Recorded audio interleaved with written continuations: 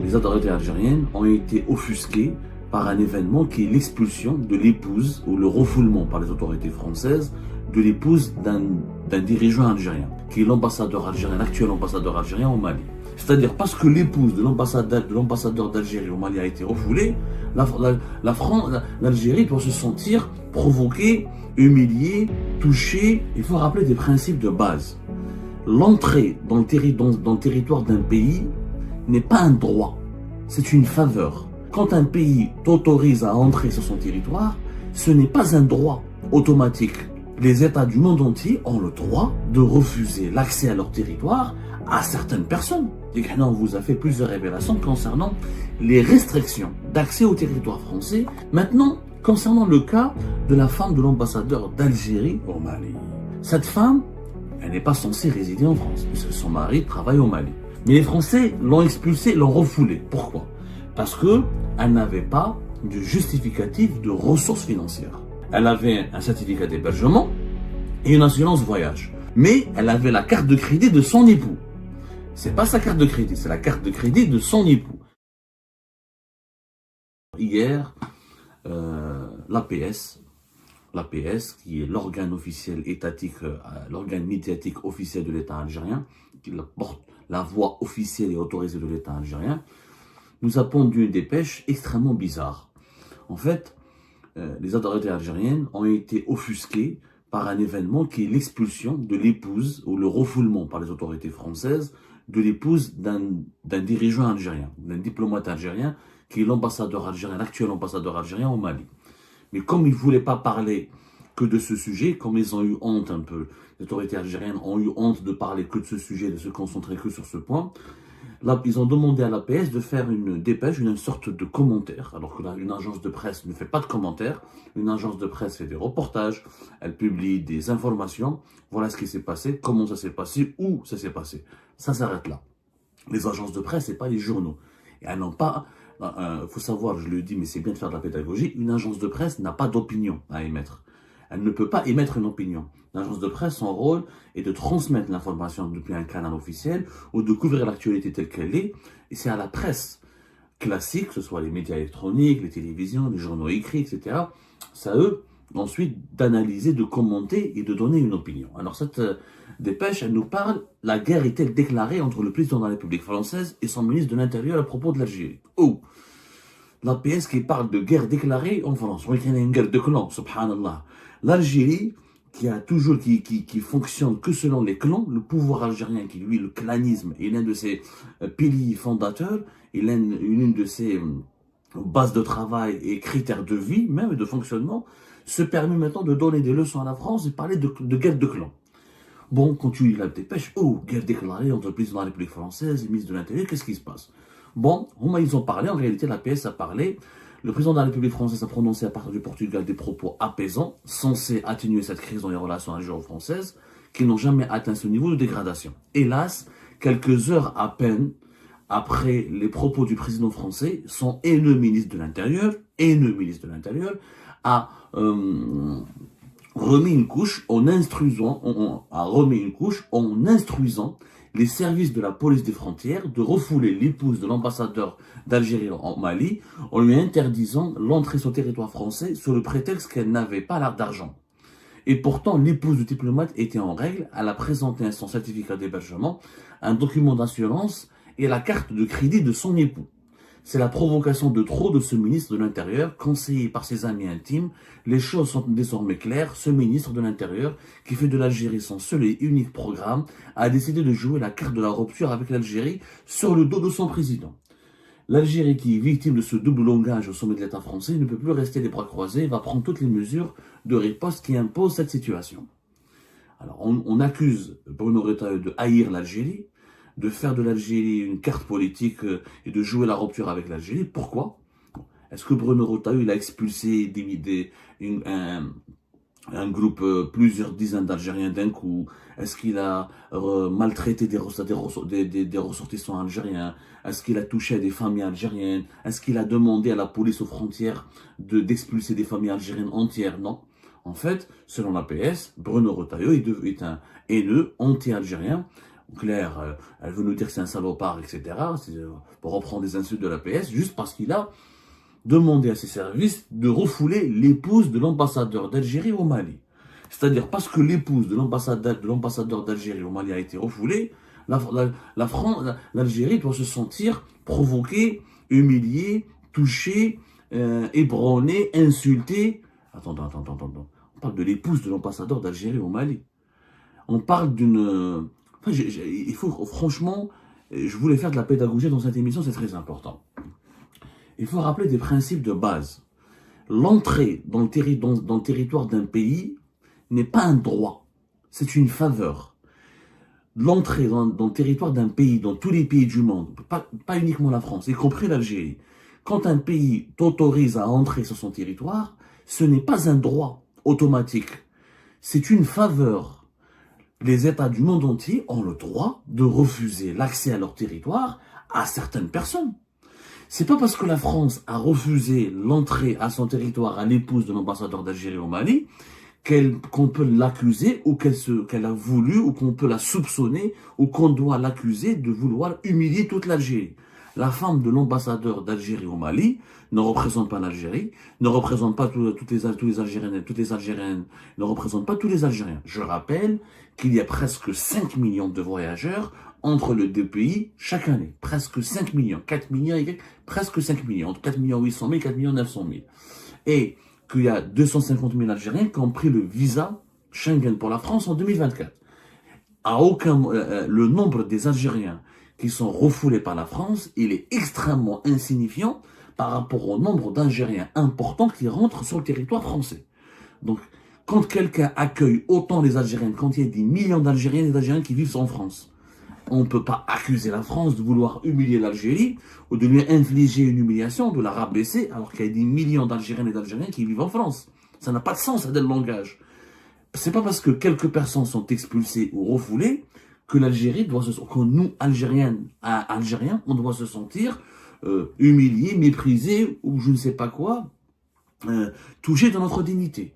Ce n'est pas la dignité des Algériens et des Algériens est totalement préservée, elle n'est pas liée au cas de cette femme de l'ambassadeur d'Algérie au Mali. Alors, cette affaire, c'est quoi? Rappelez-vous les révélations d'Algérie. On vous a fait plusieurs révélations concernant les restrictions d'accès au territoire français qui ont été annoncées récemment par le chef de la diplomatie française, M. Jean-Noël Barrot. On l'a expliqué. Et on avait même dit, voilà, urgent, la France, ça s'est passé, l'annonce a été faite le 25 février 2025. Le lendemain, nous, on a le 26 février 2025, on a expliqué en quoi consiste l'interdiction d'accès en France contre les dirigeants algériens. Officiellement, la France, qu'est-ce qu'elle fait?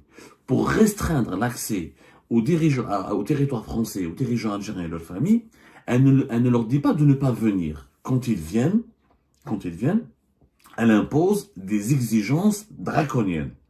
C'est-à-dire, quand un dirigeant algérien, c'est quoi? Ou c'est une personnalité connue, comme étant quelqu'un qui occupe une fonction importante au sein de l'État, ou c'est un détenteur de passeport diplomatique. Tout détenteur d'un passeport diplomatique fait partie de la classe dirigeante en Algérie. Parce que pour avoir le passeport diplomatique en Algérie, il ne suffit pas d'être diplomate. On peut être conseiller à la présidence, on peut être général, on peut être responsable d'un service de sécurité, on peut être président du Parlement, on peut être chef du cabinet du président, on peut être premier ministre, on peut être dans le cabinet. Et tous les dirigeants algériens qui ont les passeports diplomatiques, leurs épouses et leurs enfants ont accès au passeport diplomatique. Donc la France, elle considère que tout détenteur de passeport diplomatique fait partie éventuellement et sûrement de la classe dirigeante algérienne. Comme il y a les accords de 2007, on en a déjà parlé 1000 fois, les fameux accords de juillet 2007, qui permettent à l'Algérie, qui permettent aux diplomates, aux dirigeants algériens, comme aux dirigeants français, de pouvoir venir en France, et les dirigeants français de pouvoir venir en Algérie, de façon tout en étant dispensés du visa. L'accord de 2007, il dit quoi? Il dit que les Algériennes et les Algériens, les dirigeants algériens et leurs épouses et leurs enfants, qui sont détenteurs du passeport diplomatique, ont le droit de séjourner en France pendant 3 mois, 90 jours, sur une période de 6 mois, sur une période de 180 jours. Cet accord a été négocié dans un moment où les relations franco-algériennes et algéro-françaises, même si elles connaissaient quelques épisodes de tension, elles étaient calmes, voire très solides, voire il y avait une certaine alliance entre les deux pays. Même cette alliance a été perturbée et était à l'époque perturbée à l'époque du régime de Bouteflika. Il y avait des épisodes d'incompréhension avec l'État français, il y avait des mésententes, quelques tensions, mais elles étaient limitées dans le temps et leur ampleur n'a jamais été aussi catastrophique, aussi désastreuse comme la crise actuelle qui oppose le régime Tebboune à l'État français. Donc, à l'époque, il y avait de très bonnes relations entre la France et l'Algérie. Ils ont signé cet accord qui permettait aux dirigeants algériens de rester encore une fois 3 mois sur le territoire français sur une période de 6 mois. C'est-à-dire pendant une année, les dirigeants algériens pouvaient rester en France, 6 journées en France, 6 mois par an. C'est un avantage, un privilège de luxe. Et il n'y a pas d'accord. L'Algérie a des accords avec d'autres pays concernant les détenteurs des passeports diplomatiques, mais l'accord qui accorde le plus de privilèges, le plus de, le plus d'avantages, c'est aux dirigeants algériens, c'est cet accord franco-algérien de 2007. Il a été exactement conclu en décembre, le 4 décembre 2007. Pour dispenser tous les dirigeants, encore une fois, algériens et français de la possibilité d'avoir le passeport. C'est pas la peine de passer par le visa. Directement, sans visa, tu peux rentrer sur le territoire. Ce territoire français, comme les détenteurs de passeports diplomatiques français peuvent aller sur le territoire algérien sans visa. Maintenant, tu as le droit, c'est vrai que quand tu as un passeport diplomatique, tu n'as pas besoin de visa. Mais ce que les Algériens ne comprennent pas, et ça c'est mondial, le fait d'avoir un visa ou de ne pas avoir un visa et de pouvoir rentrer dans le territoire d'un pays ou sur le territoire d'un pays, il y a d'autres conditions, ça ne suffit pas.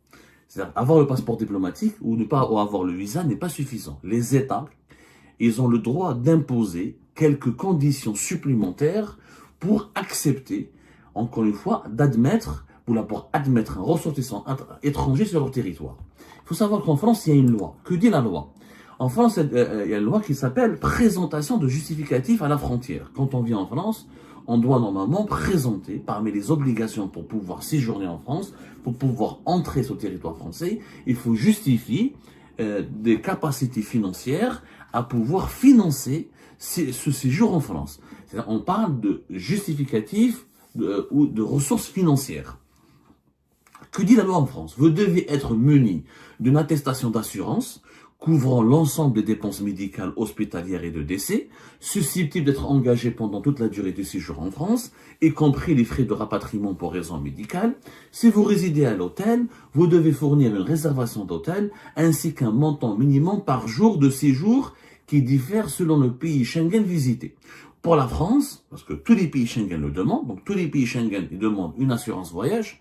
Simple, si par exemple l'Algérien ou l'Algérien tombe malade dans un pays européen, il faut qu'il ait une assurance qui le prend en charge, qui finance ses dépenses médicales, ou que Dieu nous en préserve, son transfert, son décès, son hospitalisation en urgence et son transfert, son décès, le transfert de sa dépouille vers l'Algérie.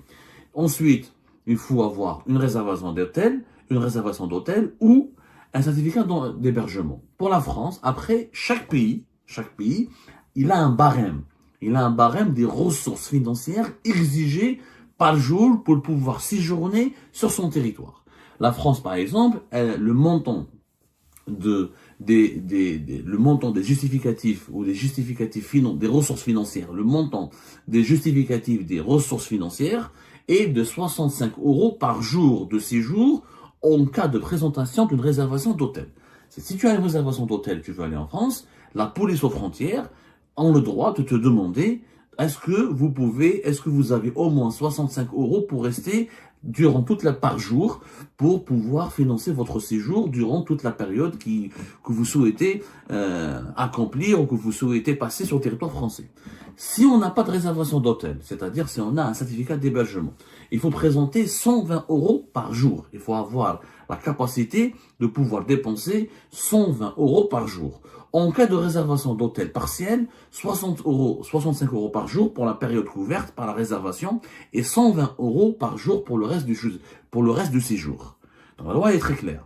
Tu as une réservation d'hôtel, tu veux rentrer sur le territoire français, tu veux venir en France et rester passer quelques jours en France.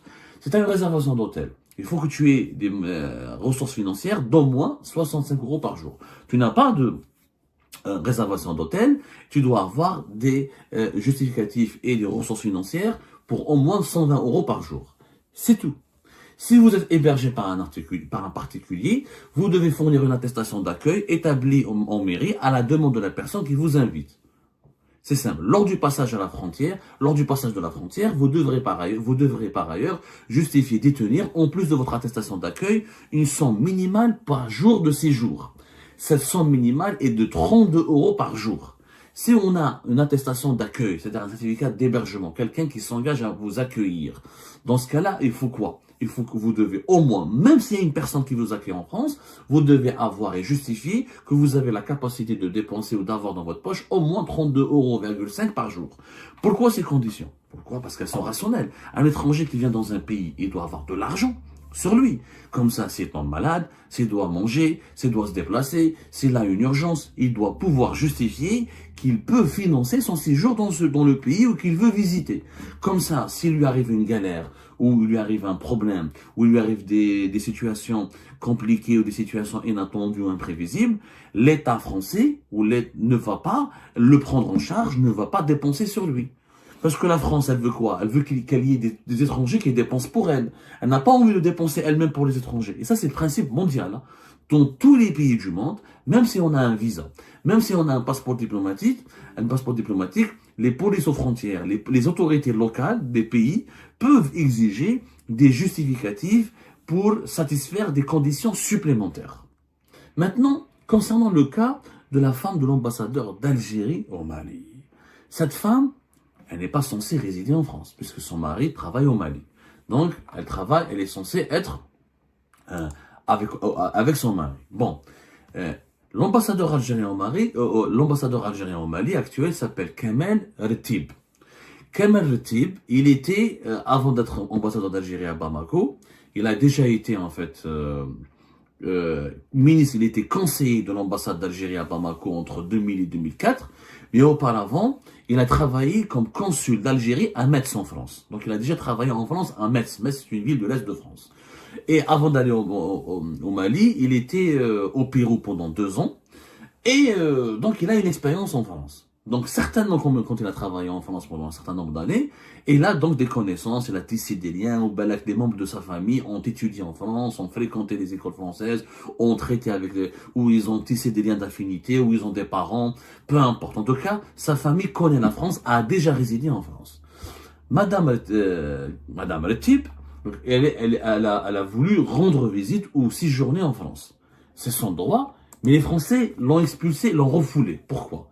Parce qu'elle n'avait pas de justificatif de ressources financières. Elle avait un certificat d'hébergement et une assurance voyage. Dans ce cas-là, puisqu'elle avait une assurance voyage telle que nous le dit l'APS, on attend encore la version des faits des autorités françaises, on n'a que la version des faits, on n'a que la version algérienne, mais selon la version algérienne, l'épouse du diplomate algérien, elle avait un certificat d'hébergement et un document d'assurance. Mais elle avait la carte de crédit de son époux. C'est pas sa carte de crédit, c'est la carte de crédit de son époux. Dans ce cas-là, la loi a dit quoi? Puisque cette dame a un certificat d'hébergement et qu'elle a une assurance, elle doit justifier, elle doit avoir sur elle au moins 32 euros, 32,5 euros, elle est presque 33 euros par jour. Par jour et multiplier ce montant par la durée du séjour qu'elle souhaite accomplir sur le territoire français.